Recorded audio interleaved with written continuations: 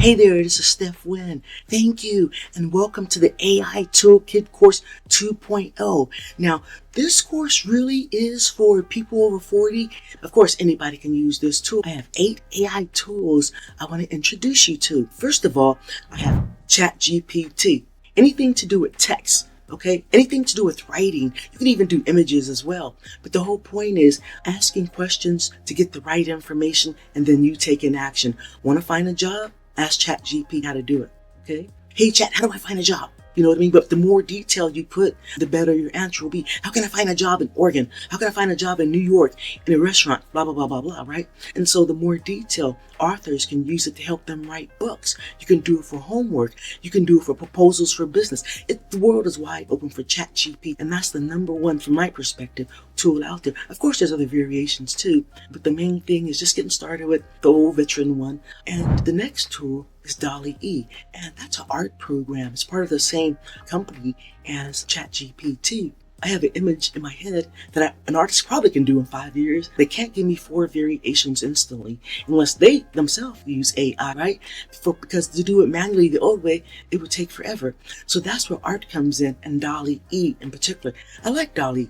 You can get some great image. Again, it's all about the prompt. The engineering prompt, which you will see as a common theme with most AI programs, right? And so the engineering prompt for DALL-E will be something to do with art. Okay, give me a watercolor image of 2 lion cubs playing in water. But I'm just talking about DALL-E because it's an art still image AI tool. I would say DALL-E is really good for watercolor images, of course, cyberpunk, things of that nature, photos, etc. It's good. You can use those images for brochures, flyers, hey, even billboards. You can even print it out in the real world and sell the image, right? The whole point is you can get artwork out of your head now or combine someone else's artwork. And then we have MidJourney. I think the MidJourney is a step above DALL-E in that the images seem more realistic, more graphic detailed. But then again, it's how you ask for the image. It just seems like MidJourney gives you more option. Now there's like a MidJourney slash another tool that's combined sort of with MidJourney, which is called Descript. It kind of throws people off. And to me, I just think it's a step above DALL-E. Again, it's all about the prompts. It's all about the image that you want. And you telling the actual AI tool what type of image. Is it going to be photography, watercolor? Is it going to be psychedelic? So it'll know what to give you. Cats, dogs, doesn't matter, right? And so next, we have Image Enlarger. Because when you're working with MidJourney and DALL-E, the images, well, it used to be maxed out at 1024 by 1024. It keeps changing, but that's a limitation for some people depending on what they're going to use the image for, right? You use Image Enlarger to actually increase the size of the image or the resolution, right? So that might be fine, so whatever you're working on. But if you need to be larger, then that's what you would use Image Enlarger for. If you need more resolution, so it'll be clearer, then that's what you use Image Enlarger for. Within their little toolbox, they even have more tools, but I don't really get into that. I'm just getting into the basics, right? The next tool is called Designerr, and it's for eBooks. You can definitely do an ebook in like 5 minutes. A 72-page ebook with table of contents, graphics, everything, right? Boom, your name is on it, upload to Amazon, boom, you're on Kindle, you have a book. A little formatting, but the whole point is that's what it's about. There's a whole bunch of templates for other things you can use it for, but it's pretty much an ebook, which is a PDF.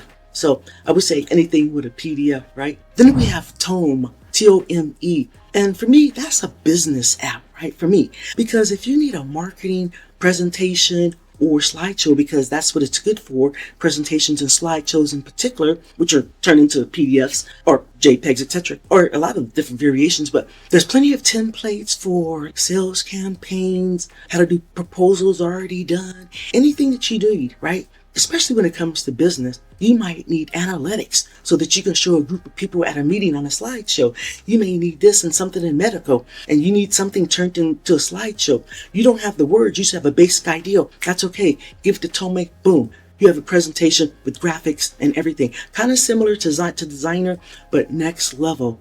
And hey, it's great. So that one is called Tome. And again, I feel like it's for marketers, entrepreneurs, business people on that level, although anybody can use it. Next, we have DI. When I first saw DI, it was Abe Lincoln's picture talking. I was like, well, I know Abe can't talk. But the whole point is, that was over a year ago. But I like DID because if you need an image of yourself talking, it's the perfect AI tool. Now, there's a whole bunch of others out there, but DID definitely does the job. You can be somewhere, but you can have your image talking for you, whether it's your website, your cell phone app, or whatever.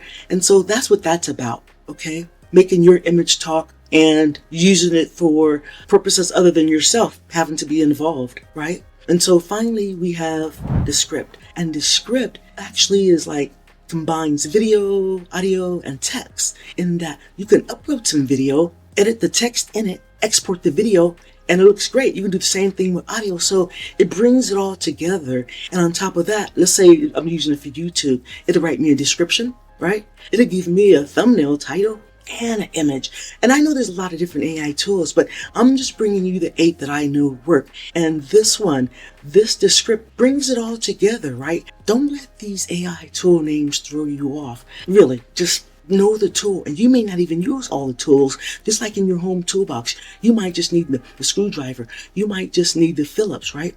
So AI tools is just tools that you may find yourself gravitating to one over the other out of the 8 tools, right? So anyway, you guys, hey, thank you for listening. Welcome. I know you're going to get something out of this. And the whole goal is, I'm not trying to sell you anything. It's free. There's no catch. Once you're a member, it's a lifetime. I'm always going to be updating the tools. However, if I'm doing webinars or something else, that's what keeps the website alive. The general tools you'll always have access to. I'm going to be updating monthly, but maybe even weekly in some cases. Yeah. So thanks, guys. Welcome to the AI Toolkit course. And I'm Steph, and let's just get started. Let's go.